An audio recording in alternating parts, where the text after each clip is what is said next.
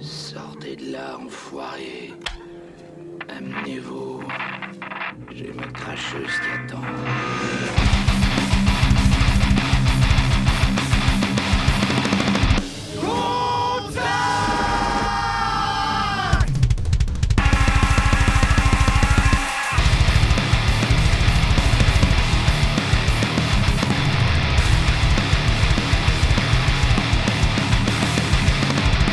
Qui a fait ça? Bud et Dutch, les deux cons qui manquent de tact.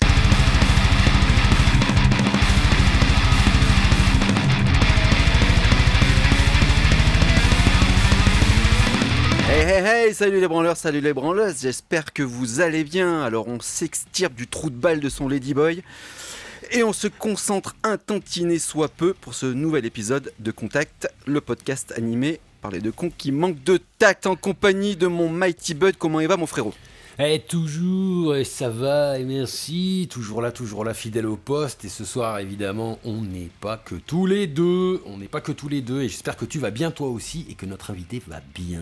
Je te laisse le présenter même. Ça va très bien, ouais, en charmante compagnie avec Michael en notre présence. Comment ça va Mika, le tonton Mika? Impeccable les gars. Ouais, tranquillou? Oh ouais, ça va. Ouais. Bon. Toi, t'es un énergique, toi. Toi, t'es un caféiné, toi. Toi, t'es un énergique. On sent le Red Bull qui coule dans tes veines. On sent la haine, la rage qui coule en toi. On va y arriver, on va avoir du lourd ce soir. Je sens qu'on va être très dynamique. T'as dépaillé Bud? Ah ouais, là j'ai prévu.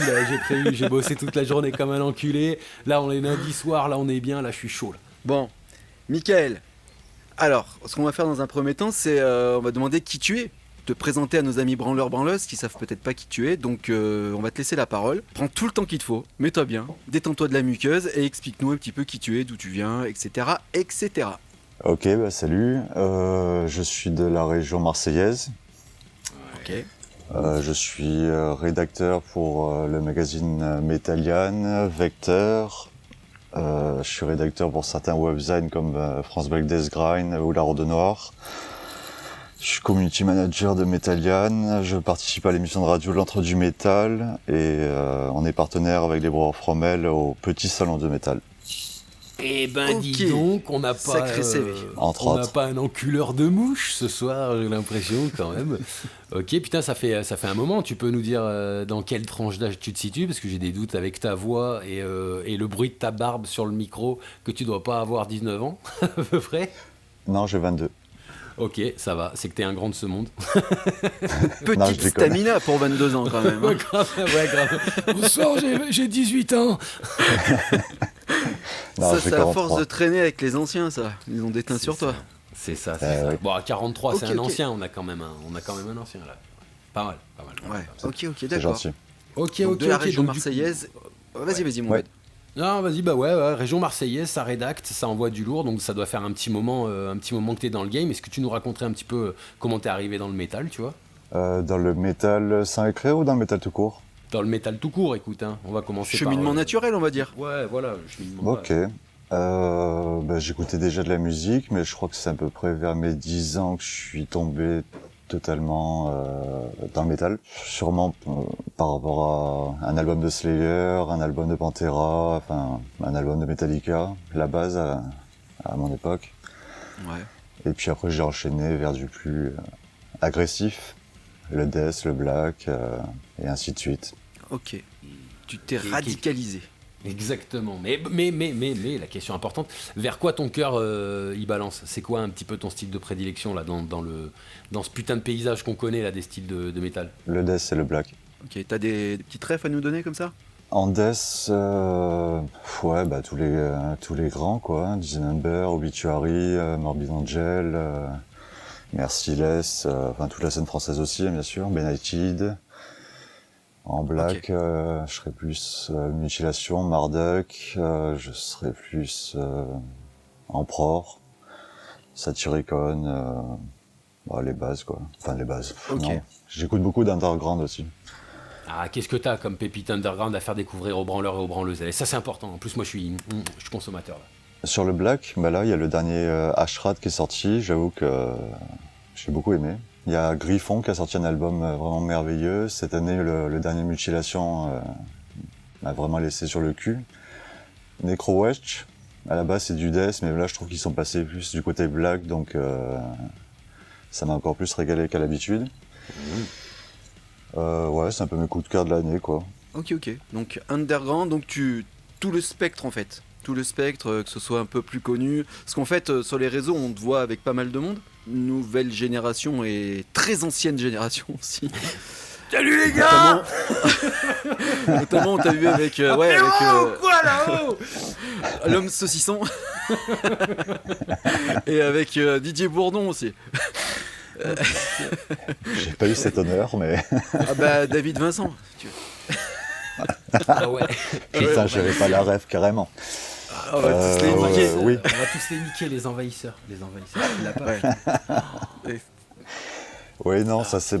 je fais beaucoup de concerts, autant en petite salle qu'en gros fest, donc ça me permet effectivement, par rapport à ce que j'écris, ou même juste en tant que fan, de rencontrer pas mal de monde, ouais, à force. En 33 ans de métal, j'imagine. Tu fais beaucoup de photos aussi, beaucoup de toff. Donc t'as tes entrées. J'ai mes entrées, ça dépend où. Le Partisan, en Allemagne par exemple, d'où vient la photo avec Monsieur David Vincent. C'est juste que je fais partie du crew du Partisan de la Street, donc en fait, c'est pas tellement que j'ai mes entrées, c'est que j'y travaille, quoi. Ouais, c'est très logique du coup. Ok. Mais nous, quand on reçoit la photo sur Insta de David Vincent, de Monsieur 1946 et les frères Cavalera, pour nous, on se dit, bon, bah voilà, lui, il connaît du monde. Tu vois qui c'est, Monsieur 1946 ? Parce que sinon, c'est Steph Buriez. Quand même. Ah, parce que pardon. C'est lui. C'est celui qu'on a trollé presque à chaque épisode.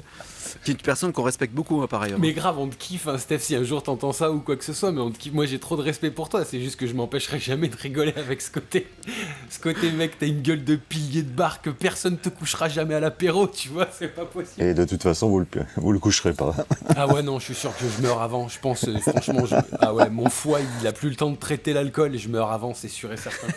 Je ne suis qu'une petite merde face au maître. Ouais, du coup, comment t'es arrivé à vouloir écrire sur la musique ? Et question importante qu'on a omis de demander, c'est est-ce que tu as fait toi-même de la musique ? Ou est-ce que tu en fais d'ailleurs encore aujourd'hui ? En fait, j'essaie de réunir mes passions qui étaient donc la musique dans laquelle je jouais, j'ai pratiqué pendant un moment, et l'écriture que j'ai pratiqué et que je pratique toujours d'ailleurs. Et ça m'a mis sur la voie effectivement d'être rédacteur. Bon, au début, moi j'étais juste sur un webzine, La Rode Noire, c'était vraiment un truc un peu obscur où on parle vraiment que du black et des underground. Faut aller chercher vraiment, c'est vraiment un truc de niche pour spécialistes entre guillemets, pour fans de l'obscur. Et est-ce que j'ai fait de la musique ? Oui, pendant un moment, oui. Ouais. Ok. Qu'est-ce que t'as fait de beau ? T'as officié dans quoi là ? J'ai fait différents groupes mais qui sont pas trop sortis, c'était juste pour le délire, mais c'est duré assez longtemps quand même. Et moi je fais de la batterie, de la basse et de la guitare. D'accord, ok. T'as un homme orchestre. Ouais, l'homme orchestre. Mais pourtant, avec ton amour de l'écriture, au final, moi ce qui m'aurait paru le plus logique, c'est que tu finisses au chant. Mais ok, je suis étonné. Ça m'arrive d'écrire des paroles, ouais. Okay. Pour d'autres, mais oui. Okay. Ouais, l'écriture aussi, l'amour de l'écriture s'explique aussi par le fait que tu chroniques aujourd'hui, quoi. Parce que tu sais, nous on a un truc, on dit souvent que les commentateurs sont les acteurs ratés de ce qu'ils commentent. C'est souvent, un peu ça le truc en fait. Bah, c'est ce qui se dit sur les journalistes. Quoi, oui, ouais. Bien sûr. En bon rédacteur, en bon journaliste comme vous dites, du coup je me suis tapé toutes vos émissions. Putain, comme je fais pour chaque artiste que j'interviewe. Et mais là c'est nous qui t'interviewons, donc ça sert à rien d'écouter. Je rigole, pardon. Ah ouais, mais je voulais savoir où est-ce que je mettais les pieds. Ouais, t'as bien fait. Non, moi ça me sert. Moi je travaille toujours mes trucs comme ça, donc il n'y a pas de souci. Mais c'est vrai que ça fait bizarre d'être de l'autre côté, même si ça m'est déjà arrivé, mais ça fait toujours bizarre. Ouais. Passer de l'autre côté du rideau, behind the curtain.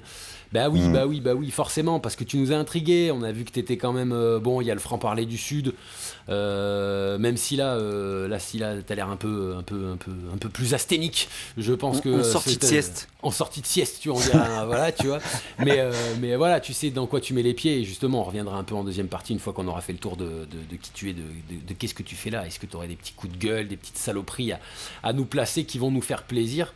Du coup, ouais, donc t'as play, t'as fait de la batterie, t'as fait tout ça. Et qu'est-ce qui s'est passé? Alors du coup, tu t'en joues encore ou t'as abandonné? À un moment, tu t'es dit, vas-y, j'en peux plus, je suis pas assez bon, ou enfin, tu vois, est-ce que t'es un chroniqueur déçu de la musique, ou tu vois ce que je veux dire, qui a pas réussi à passer le cap, ou est-ce que c'est juste un choix de raison que t'as fait au bout d'un moment, un certain âge, la famille, le machin, le truc, voilà quoi. Ni l'un ni l'autre. C'est-à-dire j'aime gratouiller, j'aime jouer de la basse, de temps en temps on répète avec des collègues, je tape à la batterie, mais c'est plus de l'amusement que vraiment. Après j'ai quelques compos qui traînent à droite à gauche, ça sortira peut-être un jour, je sais pas.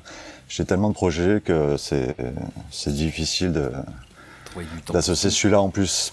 Ouais, j'imagine. Ouais, tu m'étonnes. Bah déjà, si t'écris pour 6 ou 7 webzines ou magazines, etc., ouais, déjà, on se demande quand est-ce que tu dors, quoi. À part là, juste avant, mais tu juste avant les interviews. Ok, d'accord. pendant en fait, j'ai l'hémisphère gauche qui dort pendant l'interview, tu vois. Moi, j'ai une petite question. Du coup, ça ressemble à quoi un peu ton quotidien, tu vois, vu que t'as pas mal de trucs qui sont variés. Est-ce que t'as plutôt un quotidien qui est vachement carré et tu sais dispatcher le temps correctement pour chacun des acteurs avec lesquels tu participes, ou est-ce que c'est un peu disparate et c'est beaucoup le bordel? Non, c'est pas le bordel, mais c'est disons, on va prendre les choses clairement, c'est-à-dire que Metalian, il y a un bouclage, il y a Vector Magazine aussi, tous les trucs qui sortent en temps et en heure, évidemment, je suis quand même obligé de rendre mes interviews et mes chroniques dans les temps. Donc pour ça j'ai un tapline, donc ça y a pas de souci. Après pour la radio, ça va, c'est une fois par semaine, donc c'est pas non plus la fin du monde. Et pour les webzines, c'est vraiment, moi je suis dans les webzines, j'ai commencé par là, c'est justement pour pouvoir parler d'artistes dont personne ne parle, ou pas assez mis en valeur, ou que j'aime moi et que j'ai envie de mettre en valeur, voilà. Donc, mais non, le temps se gère très bien avec la passion, il n'y a pas de souci. Mais c'est une activité à temps complet, tu as envie de ça? Ou tu as un travail à côté? Non, je travaille. D'accord, donc tu dois être très organisé, effectivement. Ouais. T'as des clones. Allez, arrête. Ouais. Arrête, t'as des clones. Nos antithèses. Toujours. Ah ouais, on tombe toujours sur des mecs qui sont pas comme nous, mais c'est cool. C'est ouais, parce qu'on est des merdes en fait, vraiment, faut se le dire. Ouais, c'est nous qui sommes pas normales. Ouais. Ok, bon, ça rédac. Mais tiens, j'ai une petite question là qui me pop avant que je la zappe.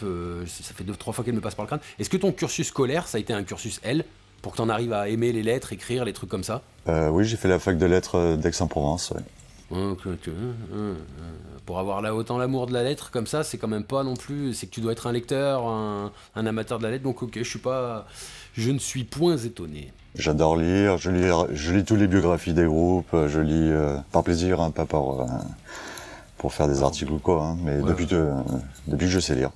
Tu dois apprécier le boulot de Read Them All, je crois que c'est ça son nom, le youtubeur qui présente exclusivement, ou alors aussi les Flammes Noires que j'ai eu l'occasion de recevoir aussi, qui font du bon boulot là aussi, hein. Ils font de très bon boulot en France au niveau des bouquins là. Je fais la bise à Emilien, c'est un super gars, et vraiment toute sa collection, édition des Flammes Noires, ça déchire. Carrément, on soutient, ça intellectualise un petit peu la scène, hein, ça fait pas de mal. Hein, c'est important, c'est pour ça aussi que je fais des interviews. Je veux que les gens lisent, alors qu'ils me lisent sur internet, qu'ils me lisent dans des magazines ou dans des livres.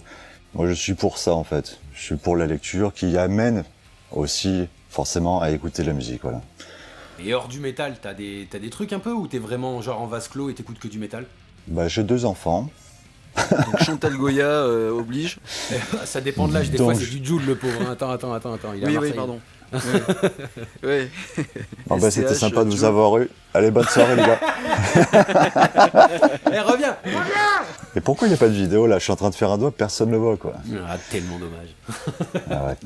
Dis-le que tu fais un doigt et puis les gens se font leur image eux-mêmes. En fait j'en faisais 2 parce que vous êtes 2 donc double merguez. Ouais. Un petit peu d'équité. Non mais en vrai, alors qu'est-ce qu'ils écoutent un peu, à quoi tu es confronté en tant que père? Non, c'est pas confronté. Je les habituais déjà avec ma femme à écouter beaucoup de musique en règle générale. que ce soit du classique, du reggae, du prog, un peu de tout en fait, pour qu'ils aient un peu l'oreille. D'ailleurs, mon fils joue du piano, ma fille un peu de guitare, et ils adorent la musique aussi, ouais. Pas forcément le métal, mais bon, ça y vient. Ça y vient. Ouais, petit à petit, j'ai toujours espoir, mais je force personne. Des fils en aiguille. Ça, c'est sûr. T'inquiète. Ne forcez pas vos enfants. Après, ouais, souvent ils veulent tuer le père, hein, donc ils écouteront peut-être l'inverse juste pour te faire chier. Ouais, mais après ils reviennent aux fondamentaux, tu vois. Exactement. Il y a un retour aux après, fondamentaux. ils deviennent raisonnables, ils se disent ouais, finalement c'est de la vraie musique. Peut-être. Ouais. Le black, c'est quand même mieux que papa, tout. c'était pas un connard. Tu leur réponds non, mais enlève le corpse paint, c'est bon, t'as mal compris la musique, je crois. Ouais. Mais t'en fais toi du corpse paint parce qu'on te voit, alors on te voit beaucoup en photo. Et moi j'ai noté aussi une photo que t'as pris avec un mec qui a un magasin de musique sur Marseille. Et je l'avais vu dans un documentaire, je crois que c'est Metal in Marseille d'ailleurs, ça s'appelle comme ça sur YouTube. Ouais. Il est sur la plateforme The Pit aussi, depuis récemment. Ok, bah je t'ai vu, je connaissais pas ce monsieur et j'ai vu que c'était un vieux de la vieille qui avait un magasin sur Marseille et que tu big up aussi sur Insta. Bah en fait, ça fait 25 ans qu'il a son magasin qui s'appelle Sabre Tous. Et effectivement, pour moi, c'est une bible métallique. Moi, j'étais pas encore majeur que je lui ai acheté des disques, il me racontait des anecdotes sur Slayer ou sur Motorhead. Assez de folie, il a contribué à ma culture métal, on va dire. Et je pense à la moitié des métals de Marseille. Et plus. Ok, le genre pilier mentor qui a carrément une action culturelle littéralement dans sa ville, tellement le mec il a de l'influence, quoi. On aime bien ce oui, parce que du coup il organise des concerts, il se bouge pour la scène et nous on le suit et on l'aide et j'ai la chance de dire que maintenant c'est un ami. Ouais. Ouais, à l'instar un peu de Phil du Monster Art et tout là. Il a fait venir du beau monde en plus, apparemment moi de ce que j'ai vu sur le documentaire. Oui, les derniers qu'il a fait jouer, je crois que c'était Agressor avec Breeding Chaos en première partie.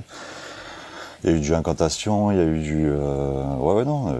parfait. Je pourrais même pas citer tous les concerts. Le mec il fait du lourd quand même. Putain. Ok, ouais, mais ça fait très dernier bastion, tu sais, très caverne d'Alibaba dans son magasin avec des petits goodies.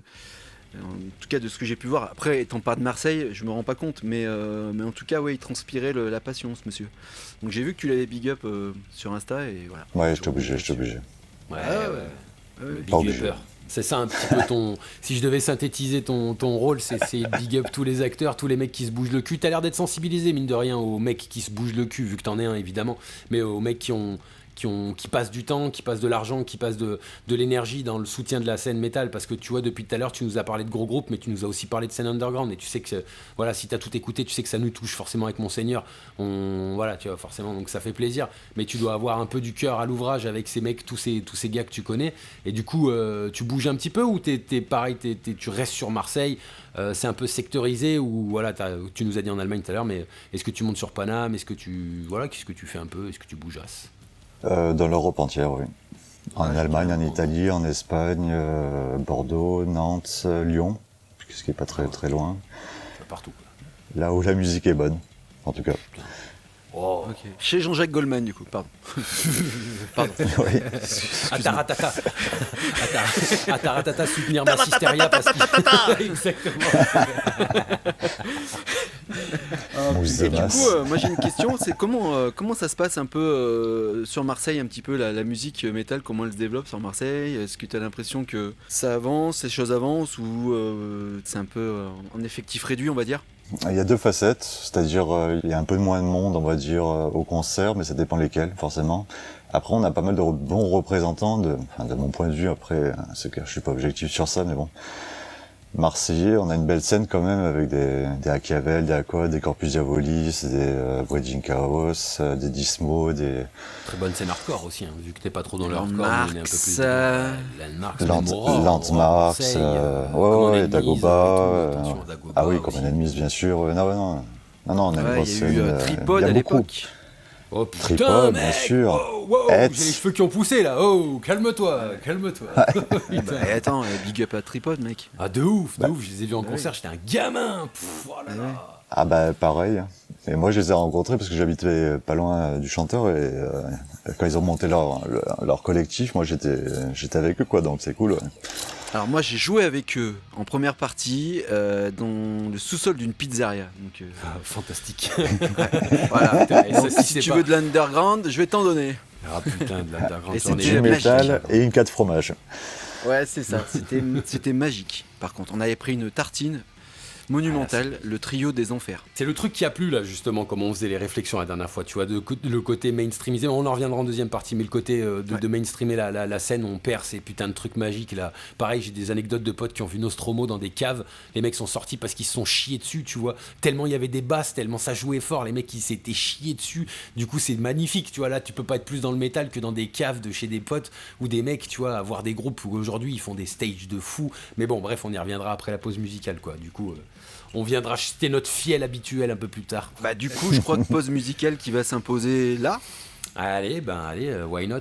Qu'est-ce qu'on s'envoie? Qu'est-ce que vous en pensez, les gars? Ouais, moi je suis chaud, on est bon dans le timing là. Allez, c'est parti. T'es chaud? Bon, alors qu'est-ce qui nous a réservé notre ami Michael? Du black? Non, même pas. Vas-y, développe justement. Cette fois-ci, on va le tourner dans l'autre sens. Pourquoi tu nous as choisi le morceau qu'on va écouter et qu'est-ce qu'on va écouter d'ailleurs? On va écouter le groupe Head Synth. C'est un groupe de Grenoble de thrash hardcore que j'aime beaucoup, que j'ai fait l'interview quand ils ont sorti l'album, c'est-à-dire sûrement l'année dernière, mais en fin d'année.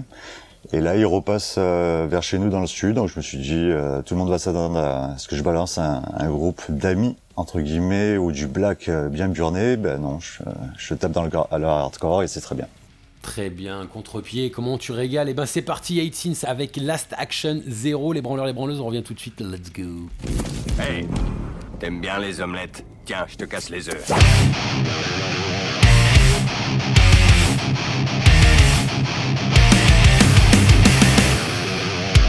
For violence, I want to my best. My superpower is to disappear. I won't sacrifice, I'm not impulsive. To risk my skin, I'm too sensitive. I'm not reckless to fight your ex. Not brave enough to kill your boss.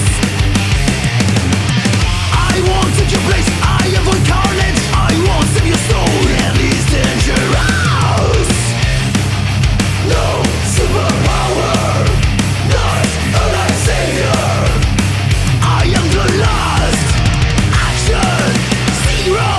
No fight, no pride, no courage. Worst that you can imagine. First to run your dream.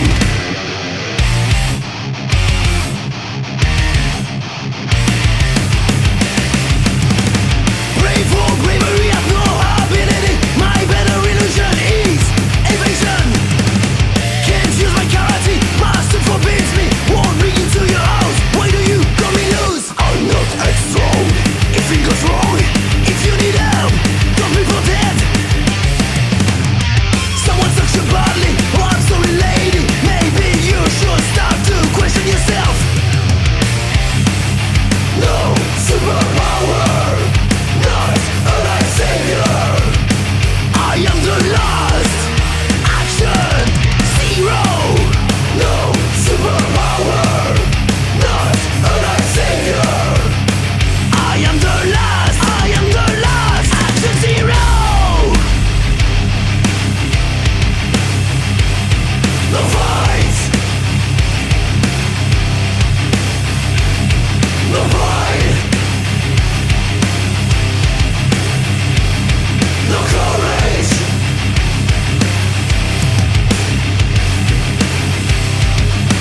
Fuck the heroes.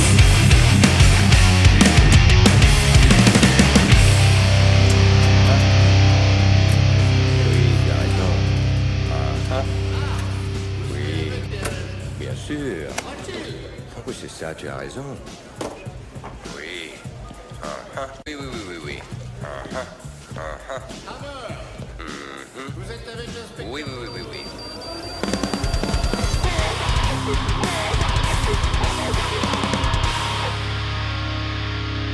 Et de retour les branleurs et les branleuses, c'était Last Action Zero du groupe 8 Sins, ce qui était le choix de Michael, notre invité de ce soir, toujours tous les trois, et on va attaquer un petit peu on va commencer à aller un peu sérieux dans l'esprit contact.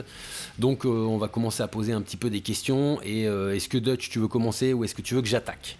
Vas-y, attaque. J'attaque, c'est parti. Est-ce qu'elle pue pas un peu la merde cette scène de ton point de vue, ou est-ce que t'es un idyllique et encore un bisounours qui va nous sortir que tout va bien dans le meilleur des mondes sur cette putain de scène ? Ni l'un ni l'autre.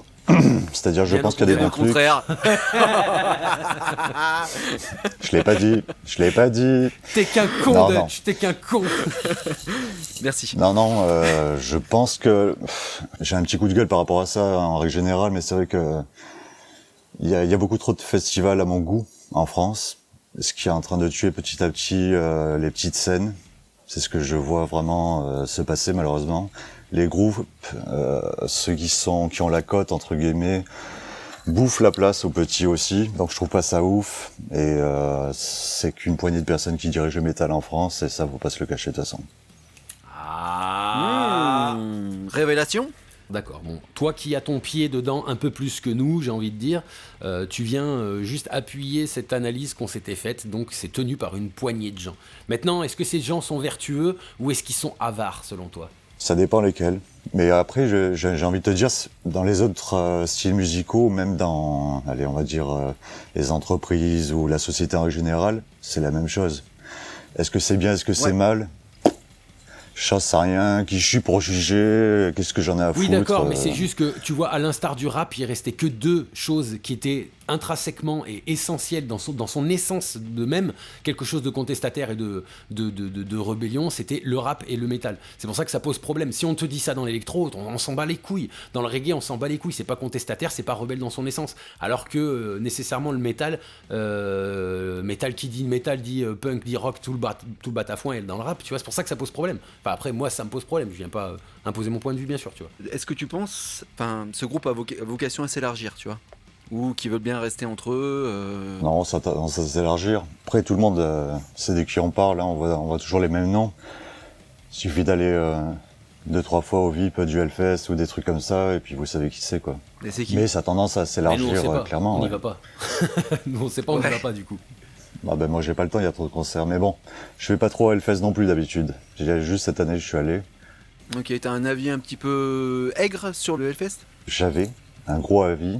C'est-à-dire que mon dernier c'était 2008, si je dis pas de conneries, donc ça remontait quand même. Effectivement, ça n'a plus rien à voir, c'est une vraie machine, c'est le Disneyland du métal, clairement, mais j'ai quand même vu des nombres de groupes incalculables que je me suis régalé devant, super son, des super équipes, enfin, je m'attendais pas à ça en fait. J'étais vraiment parti dans l'idée de me dire putain, ça m'a devenu un truc de bof, j'ai croisé un Pokémon, je vais lui en foutre une. Et j'ai croisé aucun Pokémon. Ah ouais ? Et je me suis régalé, oui, j'ai vu Dismember, j'ai vu Emperor, j'ai vu Kerry King, il y a eu tellement que Chronos, Suffocation.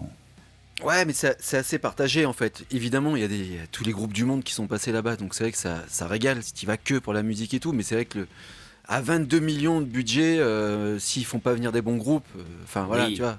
En fait, c'est le fond et la forme. Ça serait dommage. Le problème du Hellfest, c'est que le fond, tout le monde le kiffe, comme on disait, tu vois, les intentions et les initiatives à l'honneur de la scène métal, elles sont toujours les bienvenues, entre guillemets. La scène métal en règle générale internationale change. On a des vieux dinosaures qui commencent à s'écrouler, même si on en voit encore, qui font des tournées d'anniversaire à la con tous les ans pour dire leur adieu.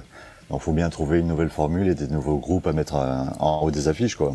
Oui, moi personnellement, ça me choque pas. Ouais. Après, il faut que ça se renouvelle de la bonne façon, ouais. Qu'il y ait un renouveau, ça te gêne pas ? Bah non, plutôt que de voir Metallica, et putain, pourtant je respecte, hein, mais plutôt que de voir Metallica à 70 ans, non. Non, clairement non. Ok, et qui tu mettrais du coup ? Là, actuellement ? Ouais. Qui pour toi mérite une main stage à la place de Metallica aujourd'hui ? Pour éviter justement qu'on ait à se taper des Lars Ulrich bien fatigués, quoi. Ouais. Bah, si j'étais parmi ceux qui choisissent les groupes du Hellfest, je dirais sûrement Slipknot, parce qu'ils ont encore une bonne patate. Surtout avec l'arrivée de Casagrande la batterie. Ça change la donne, ouais. Oui, et non, je sais pas, après il y a 2-3 noms, mais bon, c'est vrai qu'on a les anciens monstres, ceux qui sont nés dans les années 80 commencent à mourir, quoi, donc il faut un virage. Alors s'écrouler, j'adore.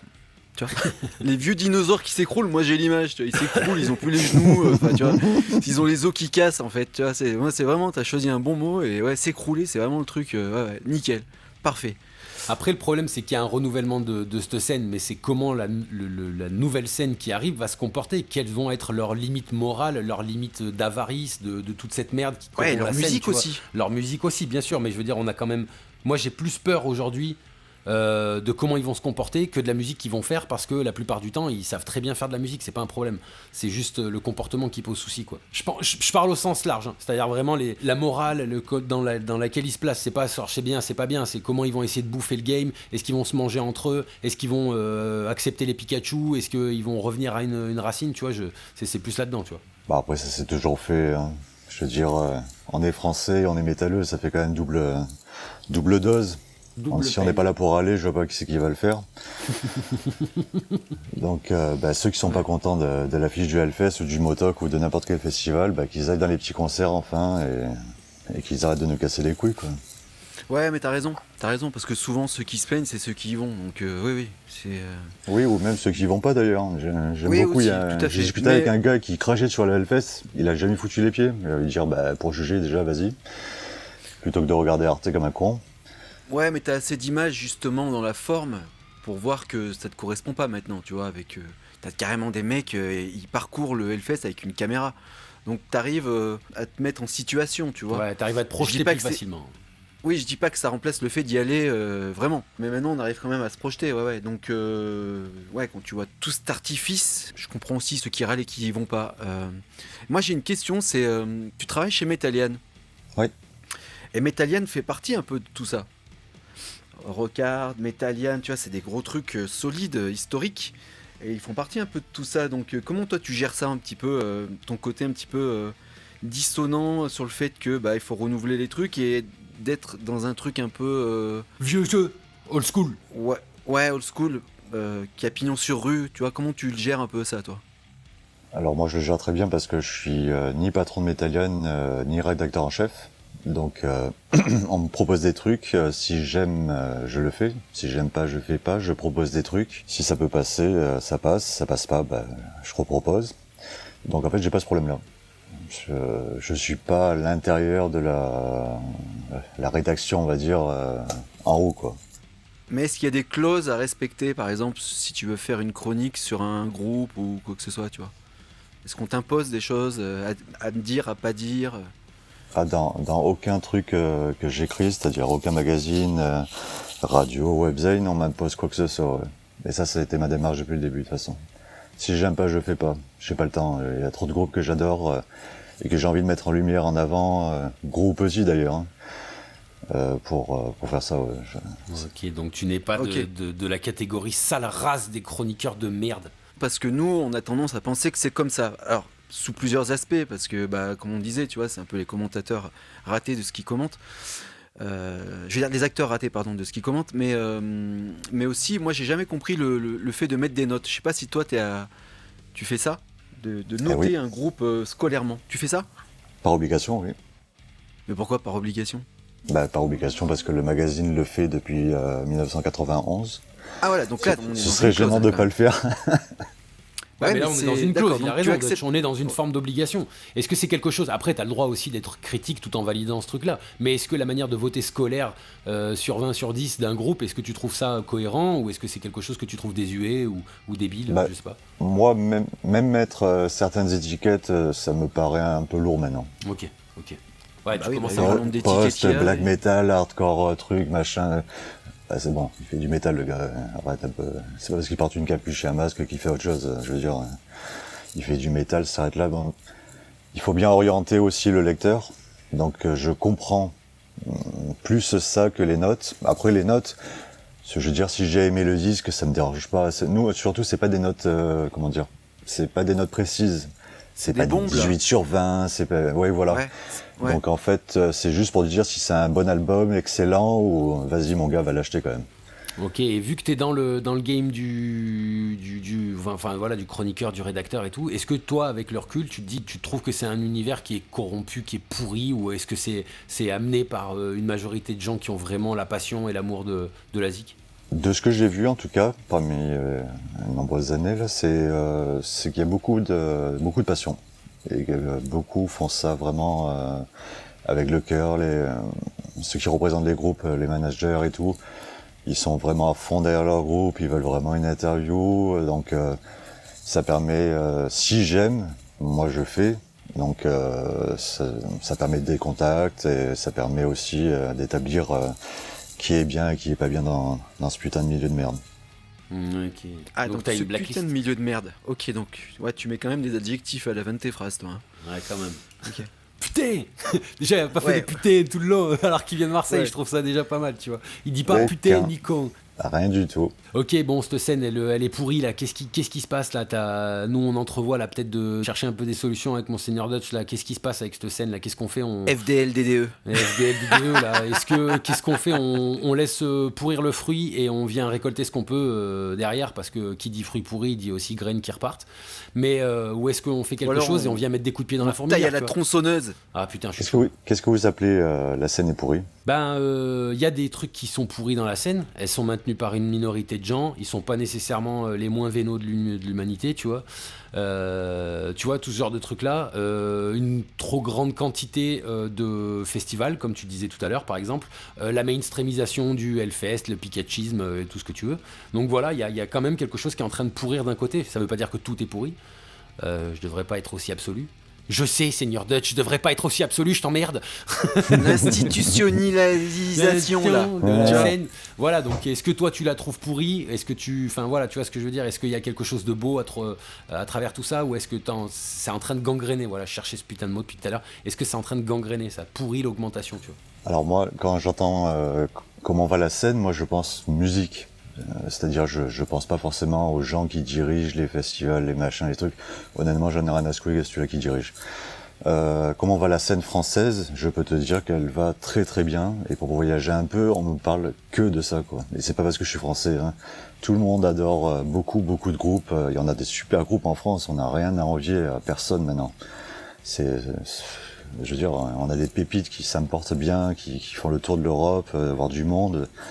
On a du Alsace, du United, je veux dire, on a de la chance d'avoir une putain de scène enculée, donc arrêtez de vous plaindre, quoi.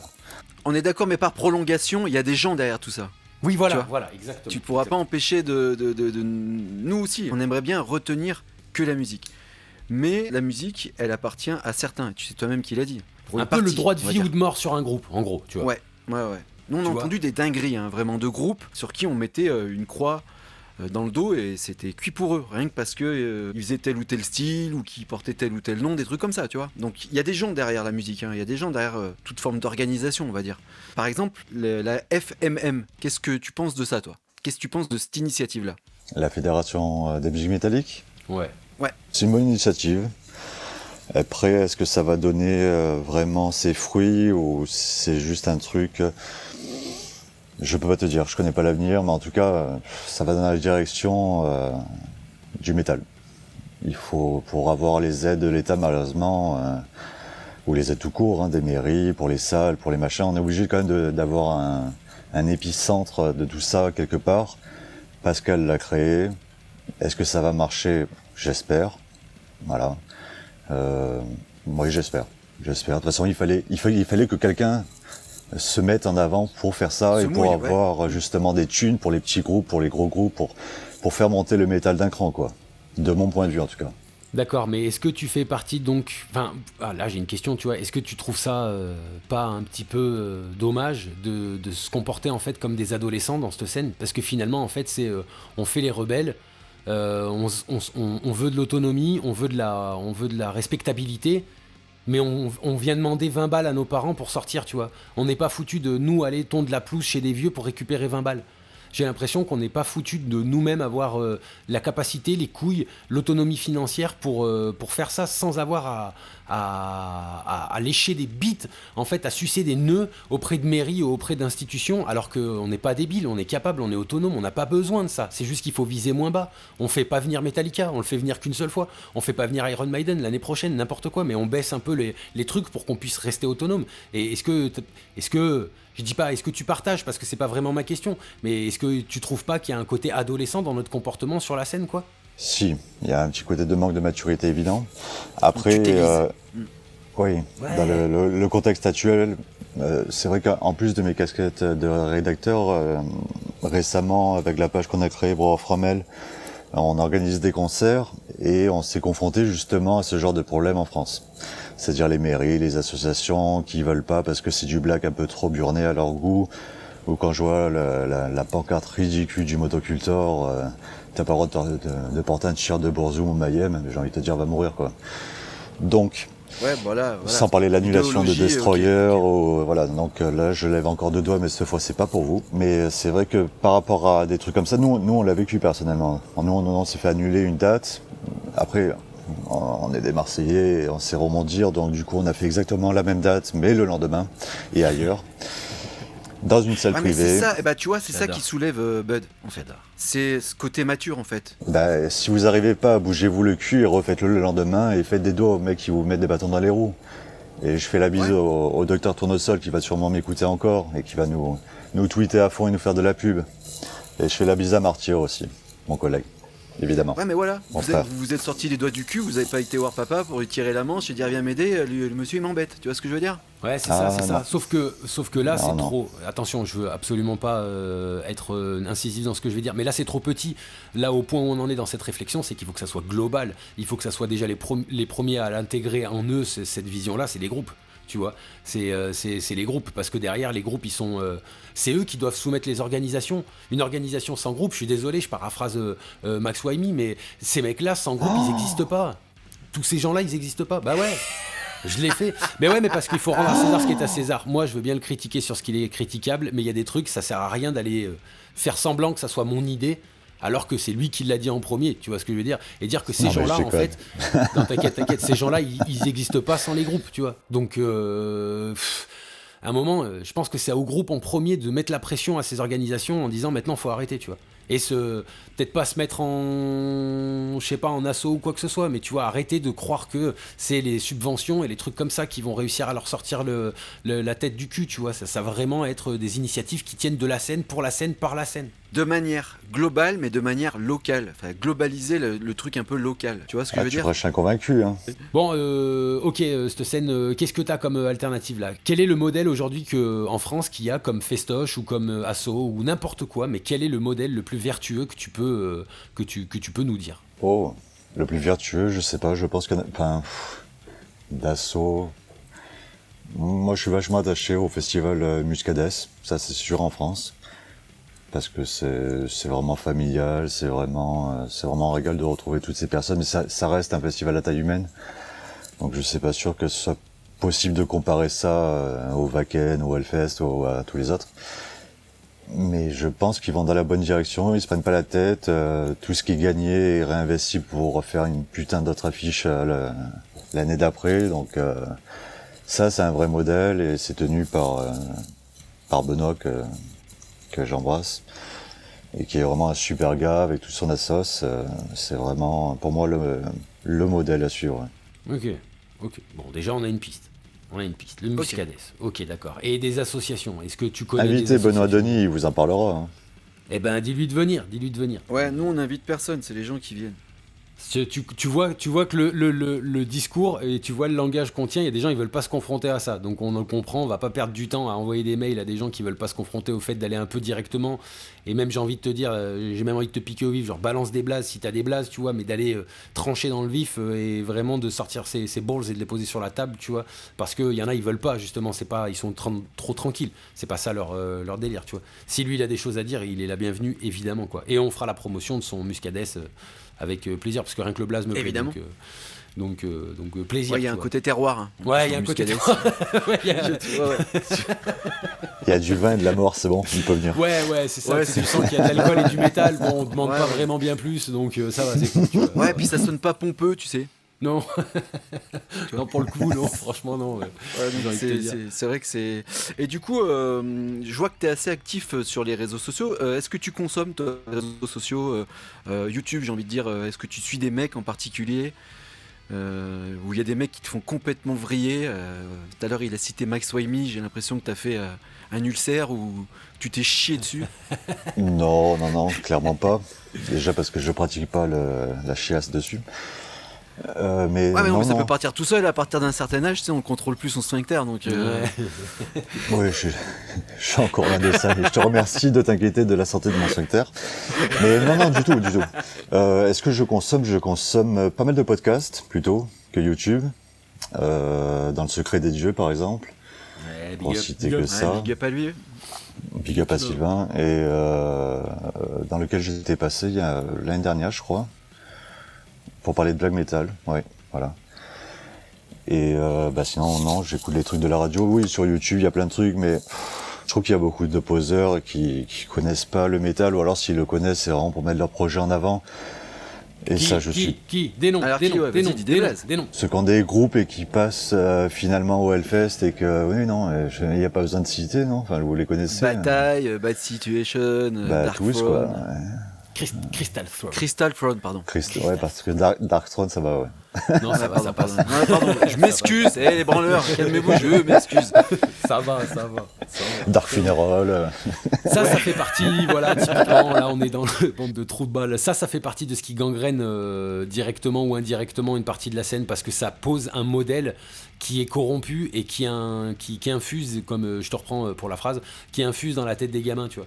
Ça, c'est un truc qui est pas bon. Je sais que c'est pas mal intentionné dans leur. Je dis pas que Aziz non, mais en Maxwell plus certains ont une culture culture musicale, ils parlent bien, ils ont des trucs à dire, mais le problème c'est que tout se résume à ça, c'est-à-dire que maintenant, si tu as beaucoup d'abonnés sur ta chaîne, t'es invité en fait dans les festivals, et puis ça va faire de la pub pour eux, qui vont faire la pub pour d'autres fests, et c'est ça qui me plaît plus plutôt que association de malfaiteurs que je sais pas quoi.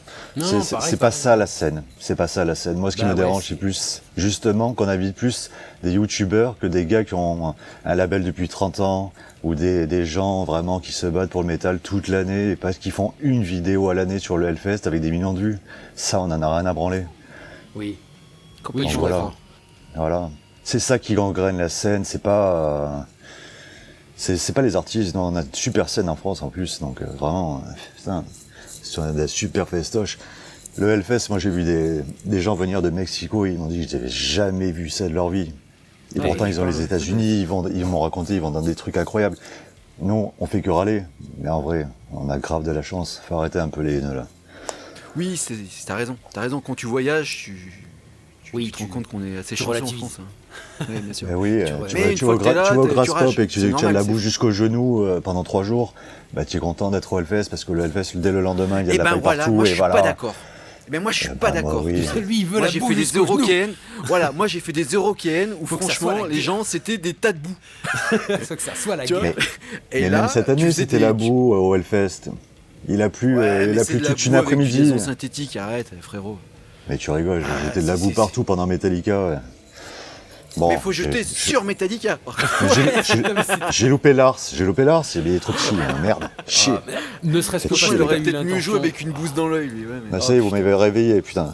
Allez, ça y est. Putain, pour déjà 2 heures. Maintenant, on sait que typiquement The One, là, il te la joue pas à la double, là, il te fait faire ça en audio et tout. Ça, c'est horrible. La déchéance. Mais l'ingé son, il baisse la grosse caisse. La hop là, plus de grosse caisse, disparu. J'ai une petite anecdote sur Metallica au Hellfest. Si vous la voulez. Ah bah vas-y, évidemment. Drama Queen. Drama Queen, tu vois pas qu'on est 2 putains de Drama Queen, mec? Non, mais c'était moi, ça m'a fait délirer personnellement, parce que quand je vois la stature de Metallica, le Hellfest machin, je me dis putain, il va arriver le son nickel.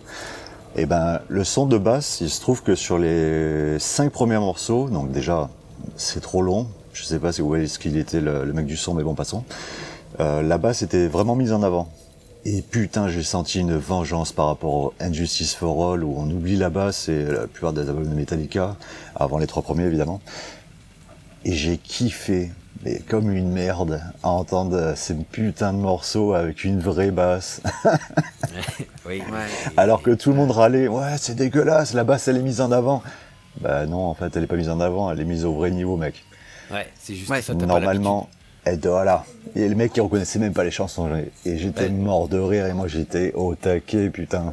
Bah pour une fois, en fait, ce qui est bien avec la basse de Metallica, c'est que foncièrement, c'est le seul vrai musicien, en fait. C'est le seul qui sait vraiment jouer, tu vois ce que je veux dire, sur lequel t'as pas le droit de dire, tu vois, c'est pas Lars et c'est pas l'autre connard, j'ai perdu son blaze là. Kirk Hammett, tu vois, voilà, tu vois, oui. même si... Lui, par contre, il a fait quelques pains, ça, oui, pas de doute. Lars, on n'en parle même plus. Par contre, la main droite de James Hetfield, je pense qu'à un moment donné, il faut faire amuser sur elle, quoi. Comme d'hab, oui, bien sûr. C'est fini.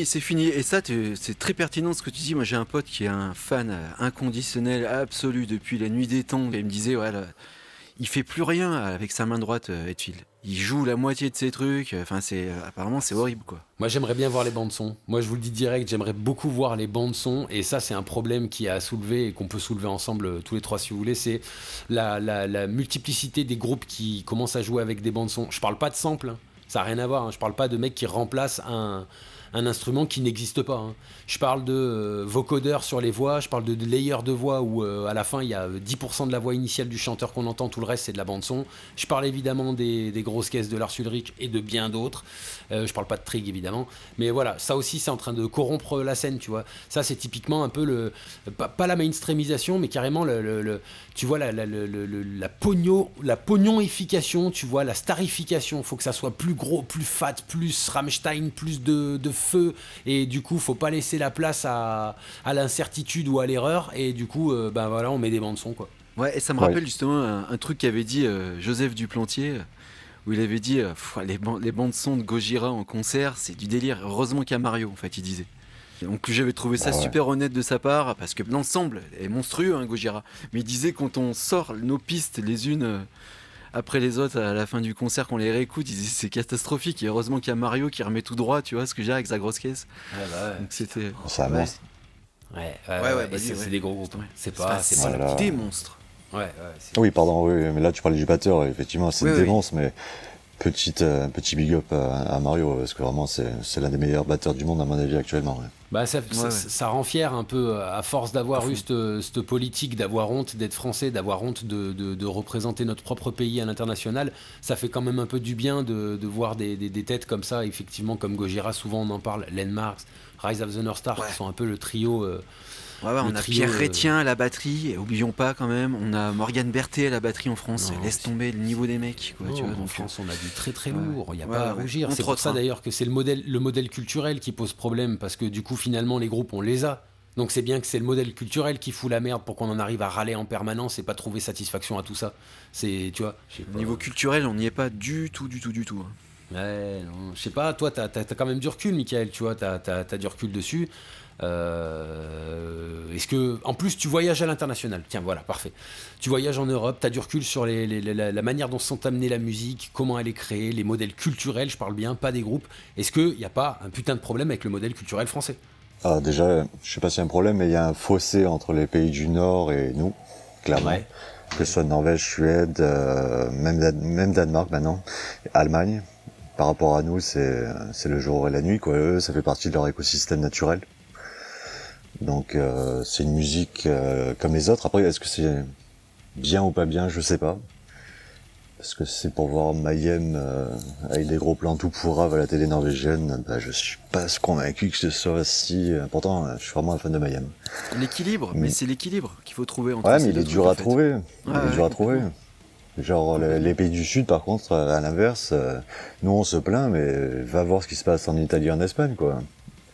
C'est lamentable. T'as été au Resurrection Fest?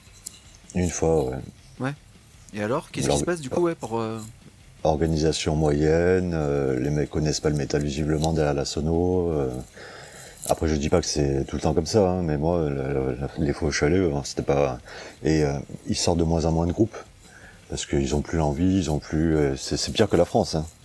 Donc on se plaint, mais finalement on est vraiment entre les deux, autant géographiquement qu'au niveau de où est le métal dans notre pays, quoi. Ok, et est-ce que tu as franchi l'Atlantique pour voir un peu ce qui se passait là-bas ? Non, mais j'ai beaucoup d'échos. Ouais. Parce que là-bas, c'est encore un délire, ouais. Oui, c'est encore un délire, ouais. Après, des orgies, putain. Oui, les orgies musicales, hein, on va se calmer. Ouais. J'allais dire, il y en a plein en France, mais... Ouais. C'est Bresson ce que t'es en train de dire, mec. Peut-être du côté de l'Élysée, par là-bas, ou chez Pierre Palmade, ouais, il y en a, c'est ce que tu veux, il n'y a pas de problème, tu vois. Non, mais pour vous donner un exemple, par exemple, je sais que au mois de novembre, sur Marseille, il y a eu 41 concerts de métal. Ouais, ça en fait plus d'un par jour, putain, merde, quoi. Ah, quand même, hein, putain. Et je parle que de Marseille, pas parce que moi j'habite entre Marseille et Toulon, donc vraiment ça peut être. Je parle même pas des concerts du Var ou de Aix ou des autres, hein. Marseille même, voilà. Après on me dit, putain, il y a pas de concert et tout, mais bougez-vous le cul surtout. Et c'est pas pour rien qu'on a des websites et tout, où on annonce les dates, ou que oui, effectivement, je fais beaucoup de stories, je suis beaucoup sur les réseaux, mais bougez-vous le cul et allez-y à ces concerts qui vaut 5-10 balles et que vous allez vous éclater, vous souvenir toute votre vie. Faites des selfies avec les artistes, ça leur fait super plaisir. Voilà. Il n'y a aucun souci avec ça. Arrêtez de vous faire d'être des chieurs. Bien sûr, et t'as un peu le même discours qu'Arnaud d'ailleurs. Oui, bougez-vous le cul, hein, c'était son dernier truc, c'était ça, hein, bougez-vous le cul les gars, des concerts, il y en a plein, des trucs, il y en a plein, quoi. Vous êtes aseptisés, tu sais, moi je suis un peu dans l'ombre de plein de réseaux, de Discord, de merde, de trucs comme ça pour voir un peu ce que les gens y disent et tout ça, tu vois, mais quand tu vois l'impact de la scène underground, mec, mais c'est dérisoire, il y a rien, c'est que les groupes qu'on entend parler, sinon personne n'entend parler de rien, personne ne parle des autres groupes, tu vois. C'est que du mainstream, c'est que les groupes qui ont réussi à mettre du pognon pour leur promotion et qui finissent par arriver dans les réseaux de métal, de promotion du métal standard, comme Metallian, comme tous ces trucs-là, tu vois, justement. Sinon, l'intérêt pour la scène underground, mais même d'eux, quand ils écoutent Metallian ou quand ils lisent Metallian ou quoi que ce soit, ils en ont rien à foutre. Ils veulent voir du Rammstein, ils veulent voir du Brutus, ils veulent voir les derniers albums de grosses légendes qu'on leur a pondu et qu'on leur a fait gober à travers justement des médias qui ont 95% d'une ligne éditoriale mainstream et 5% pour dire qu'ils font le jeu avec des groupes un peu obscurs, un peu underground qui sortent de la cave, tu vois. Ou en devenir, mais en devenir dans très longtemps, tu vois. Il y en a, mais il faut savoir où chercher, quoi. C'est ça le problème. T'as des blazes ? Donne-nous des blazes de trucs que tu respectes, qu'il faut suivre, qu'il faut... la chaîne de Sacrifice, par exemple, qui travaille pour Trash au Corps. Ouais, moi, il me met vraiment au courant. Il a sorti un livre, sur le black metal, l'audition des Flammes Noires dont on parlait tout à l'heure. Ouais. Et il fait des vidéos, et c'est limite le seul youtubeur, si on peut l'appeler comme ça, putain, il va me tuer, que je respecte, parce qu'effectivement, il apporte vraiment des trucs, quoi. Et après, il y a tous les fanzines aussi, ça existe encore, hein. Faut que les gens ils le sachent. Même si je crée des magazines, j'adore me taper un Crypt of the Gore ou du Dr. Gore, qui a une petite distrib à côté, ou bon là il y en a qui disparaissent, mais il y en a qui vont réapparaître, donc non, moi je pense que l'underground, si tu la cherches, tu la trouves. C'est juste que tu vas par la facilité, et c'est pas pour faire de l'auto-promo, parce que moi je suis rédacteur, hein, je touche rien. Mais dans Metallian, il y a beaucoup de groupes que même moi personnellement je connaissais pas, et je me suis intéressé par rapport à la lecture et je me suis régalé. Donc il y a deux magazines en un dans Metallian en fait, et le deuxième c'est l'Underground. Et moi la plupart du temps, les trois quarts des groupes de l'Underground je les connaissais pas avant. Donc ce qui me fait découvrir encore plus. Non, c'est bien, ils ont évolué. C'était pas le cas avant. C'était pas comme ça. Oui, mais c'est pour ça. Beaucoup de gens ne le savent pas aussi. On fait des trucs sur des démos qui ont pas de label, sur des groupes indépendants. Moi, je défends aussi des groupes c'est quand j'ai la place ou quand je peux, sur des chroniques, alors qu'ils viennent juste de sortir. Personne les connaît, tout le monde s'en fout entre guillemets parce que personne les connaît. Donc voilà. Mais moi ça me tient à cœur, je sais qu'on est plusieurs à la rédaction à penser pareil, donc mettre l'accent sur les petits groupes pour les faire monter, bah c'est impeccable pour nous. Ouais, mais toi t'es le genre de mec un peu baisé de musique, quoi, tu vois ce que je veux dire, tu fais penser un petit peu à ceux qu'on a reçus déjà, tu vois, des mecs qui sont comme Sacrifice, il sort des trucs de malade. Lui il arrive à te sortir des infos sur un festival de black metal antifasciste. Moi, il m'avait régalé sur ce truc-là. J'avais halluciné. C'est pour te dire, le mec, il va chercher, il est loin dans le game, tu vois. Donc. Bah ouais. Après, on peut pas tous être comme ça, c'est sûr, mais si on nous écoute, cherchez bien, creusez les gars. Il y a de quoi faire.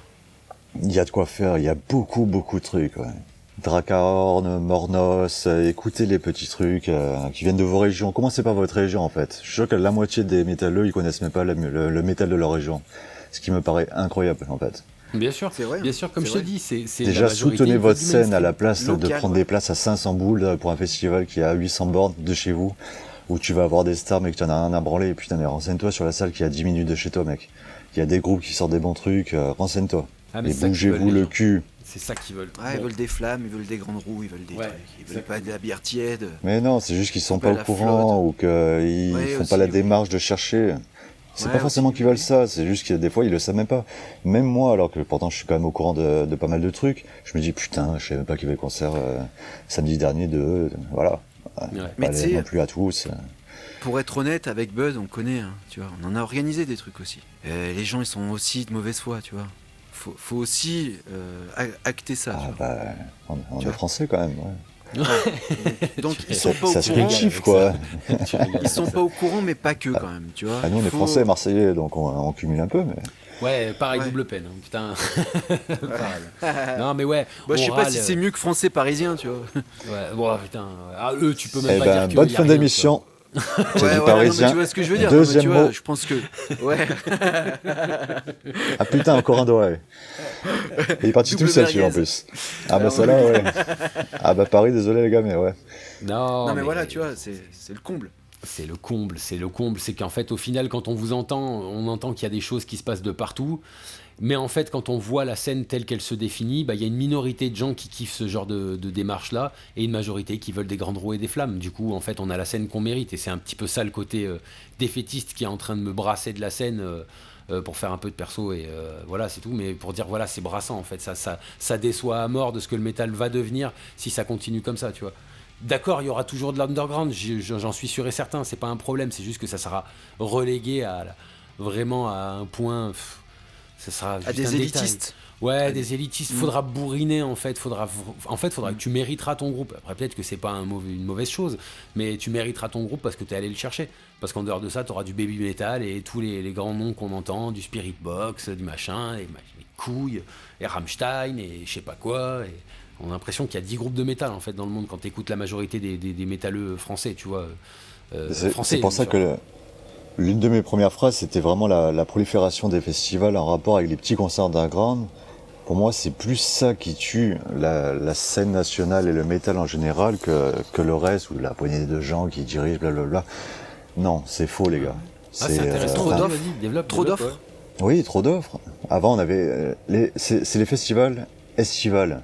Allez, mai, septembre, maxi. Maintenant, on a des festivals qui commencent en janvier et qui finissent en décembre. Certains coûtent à peu près 500 €, ça peut aller à 400, 300, 200. Donc en fait, les gens, qu'est-ce qu'ils font? Ils disent, allez, l'année prochaine, je fais 3 festivals. Et ils ne foutent plus rien du tout de l'année. Ouais. Donc plus de petits concerts. Mais ce qui est normal aussi. Parce ils auront eu leur dose de métal, parce qu'ils auront vu en 3 festivals sur 4 jours. Je pense que tu peux te taper facilement des 250 groupes, même en faisant des choix. Non mais ouais, putain. Mais oui, mais c'est comme ça que les gens y pensent maintenant. Et c'est ça peut-être le problème. C'est peut-être changer la mentalité des métalleux et peut-être pas des gens qui dirigent le métal. Mais c'est ça que j'appelle le modèle culturel. Hein. C'est ça que j'appelle le modèle culturel. Ils essayent de copier les grands, on va dire. Ouais, oui. Voilà, on va le Hellfest, le Motok, ceux qui sont là depuis quand même quelques années. Mais chacun fait son fest maintenant, dans toutes les régions.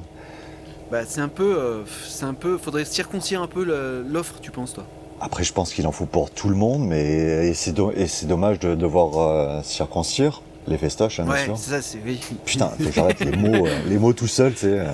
C'est horrible. Circoncire, c'est dommage. Mais sortir ça de son concept, c'est ton contexte, c'est dommage de circoncire. On mettra juste cette phrase. Voilà. Je pense que je vais me faire un autocollant. Eh ben écoute, on est dans le top 1 antisémite. Là, on est très bien. Là, tu t'es mis nickel. Fais-toi un t-shirt. C'est dommage de circoncire. Voilà, 3 petits points. Ouais, non, mais c'est comme la banane du Congo. Est-ce qu'on circoncie l'offre ou est-ce qu'on éduque les gens à pas acheter la banane du Congo au mois de décembre? Ouais. Tu vois, mais moi j'ai envie de te dire, comment tu veux circoncire les gens qui ont envie de se bouger le cul à monter leur festival parce qu'ils voient que ça plaise et qu'eux ont envie d'avoir un truc à eux? Bah oui, évidemment. Je peux pas en fait. Oui. Ils font ce qu'ils veulent les gens. Bien sûr, évidemment. Si demain toi tu as envie de faire un festival, bah fais un festival. Bien sûr, donc tu iras peut-être pas voir 10 petits groupes, entre guillemets, parce que j'aime pas le terme petit groupe parce que ça veut rien dire pour moi. Mais dans des petites salles à 50 personnes, effectivement, comme tu disais, dans une cave ou dans une pizzeria ou je sais rien, à l'arrière d'une forêt ou non, tu vas te faire que des festivals, tu vas en faire 3-4 et tu seras très heureux et puis tu auras une vie de merde. Ou même comme tu disais, tu vois, le contre-pied du festival, c'est là où je comprends où est-ce que tu voulais en venir la dernière fois, Monseigneur Dutch, avec il y en a trop, mais en fait vous avez raison, c'est qu'en fait il y a trop de festivals mais pas assez de petits concerts, parce qu'effectivement ça fait mourir les bars-concerts, les machins, les trucs comme ça, les salles qui sont un peu allouées à ça, tu vois, un peu les délires, j'ai pas de nom là exactement comme ça, mais voilà, tu vois, c'est pas une salle, c'est pas une SMAC où toute la musique est la bienvenue, tu vois. Non, c'est un bar, c'est plutôt une salle de concert vraiment tournée métal. Il en restait encore un peu en France, et c'est vrai que plus tu vas dans les festoches, moins tu vas dans ces spots-là. Ouais, et puis le filtre. Ah, putain, pour jouer dans un bar, un pub, en fait, en gros, tu peux pas rentrer parce que tu fais du métal et que tu fais vibrer les murs. Enfin, tu vois, il y a déjà ce filtre-là. Tellement. Comme on disait, tu vois, et justement, si le Michael, là, il a bougé un petit peu dans les autres pays, tu vois bien qu'à 22h, t'as le droit de faire encore du bruit en fait, en Allemagne, en Espagne, en Italie, tu vois, c'est là où les concerts ils commencent. En Angleterre, ça commence maintenant. Tu fais un coup de 7 cordes à 22h en France, t'as un espèce d'énorme fils de pute qui descend pour faire arrêter le concert parce qu'il finit par envoyer une lettre au maire ou je sais pas quoi, ou ta putain de grosse race là, et donc du coup ça fout là en l'air tous ces trucs là. Combien de salles on connaît tous les trois qu'on a vu fermer parce que ça faisait trop de bruit, parce que les mecs dehors ils étaient en mode aussi, faut pas oublier ça non plus. Moi je peux en citer une, le Thunderbird à Saint-Etienne. Voilà. Par exemple. Thunderbird à Saint-Etienne, tu joues là-bas, il te dit tu peux pas jouer moins fort. Je dis mais c'est une batterie mec. C'est une batterie à un moment donné. Tu vois ce que je veux dire, fais venir du flamenco, tu verras, ils feront pas de bruit. Hein. Ouais, c'est ça. Tu vois, et après je peux pas lui en vouloir, le mec il est en centre-ville, il y a des voisins, c'est le bordel, il y a des mecs qui fument dehors. Enfin tu vois, c'est le bordel en fait. C'est ça. C'est le modèle culturel, je te dis, ouais, bon, on se retrouve au moins là-dessus, mais comment on pourrait finir ce truc-là? Comment tu peux me synthétiser un petit peu ton truc? Vas-y. Alors moi j'ai juste une dernière question à poser à notre ami Mickaël, c'est pourquoi tu as choisi de venir parler ici? Parce que je vous ai entendu plusieurs fois, que j'aime bien votre ton, même si je ne le partage pas, comme vous voyez. le ton Red Bull ou le ton ordurier? Non, on n'est pas connard qui peut, je veux dire. Ok, merci. Mes honneurs, c'est des médailles. Hein. C'est un plaisir. Ah oui, non mais je vous ai dit, je vous aime bien quand même, donc c'est pour ça que je suis venu. Et pour parler effectivement de ça. Et puis je vous ai entendu 2-3 fois parler des rédacteurs, et je pense qu'avoir un rédacteur, voilà, ça fait un petit débat sympa, et vous m'avez posé des questions, et je trouve ça cool. Tu redors leur blason, sache-le. Ouais. On te fera des éloges à la toute fin, au moment des remerciements, mais ouais, est-ce que tu as un truc à dire? Est-ce que tu voudrais synthétiser tout ce que tu viens de dire par une phrase un peu finale, on va dire, entre guillemets? Vu que j'ai pas dit tellement de gros mots, je vais quand même finir par à tous se faire enculer. Tu régales. Là, t'es dans le ton pour là, t'es dans le ton. Tu fais partie du club des connards de chez Contact. Voilà, merci. Un asthénique ordurier. Ouais, en tout cas, je crois qu'on va finir par là. Qu'est-ce que t'en dis, mon ami Bud? Ouais, on va finir par là. On est pas mal, mon seigneur, on est pas mal. Et puis sinon, on risque d'embrayer sur une ouverture de débat qui risque de nous pousser aux 3 heures, tu vois. Donc j'ai même envie de dire au besoin et à l'actualité, nous, on te dit que tu es le bienvenu, évidemment, ici.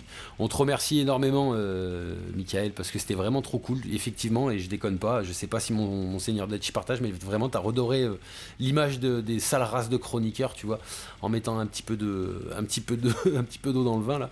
Donc un grand merci de ta venue, un grand merci de ta sincérité et de ton franc-parler aussi, même si t'es calme, t'avais du franc-parler, donc merci infiniment d'être venu, tu reviens quand tu veux. Et Monseigneur Dutch, j'ai envie de te dire, qu'est-ce qu'on fait à la semaine prochaine? Ouais, quoi. Moi je partage ça, et je voudrais saluer ton courage aussi, parce que c'est pas évident de venir dans un endroit où on n'est pas forcément le bienvenu a priori, tu vois. Et là, on vient de prouver le contraire, c'est-à-dire qu'on discute avec tout le monde. Nous, on a des a priori sur les gens, etc. Mais ça n'empêche pas qu'on puisse avoir une discussion ordonnée, de ouf, respectueuse et constructive, quoi, tu vois. Ouais, non, mais ouais, mais un peu tu vois, il y a des gens, quoi. ils en sont pas convaincus. Donc, merci à toi d'avoir un petit peu cassé ce truc-là. Merci à vous. Eh ben, je reviendrai. Bah, quand tu veux. Si tu veux chier sur quelqu'un, c'est ici qu'il faut venir. Ouais. Dès que t'as un peu de sel, tu hésites pas. Je salue ton courage, ta gentillesse. Je salue pas ta stamina et ton énergie. Mais en tant que Marseillais, je t'excuse. Trop de soleil. Ouais.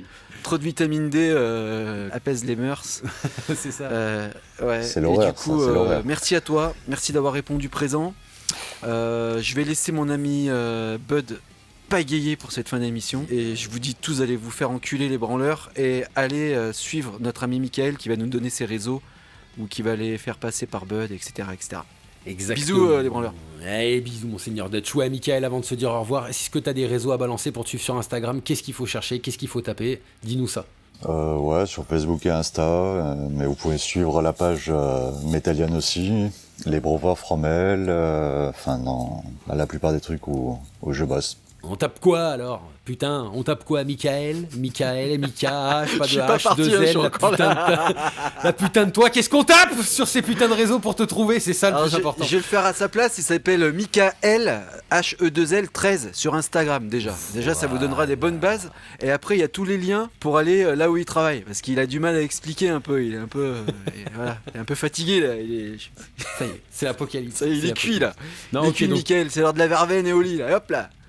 Bon, tu valides bien, c'est bien ça, Michael, avec un H et 13 à la fin? Je te fais confiance. Allez, parfait. Eh ben, je te remercie, Michael, avec un H et 13 à la fin. Merci, Monseigneur Dutch, les branleurs, les branleuses. C'est l'heure de récupérer vos pafs. C'est l'heure de vous remettre à la vaseline et tout ce qui s'ensuit. Jamais 4 fois dans le même mouchoir, d'accord? Ni 2, ni 3, ni 4. On le fait une et on le tège. Des gros bisous à vous. À la semaine prochaine et vous faire enculer. Ciao. Fuck you! Ça, c'est du spectacle.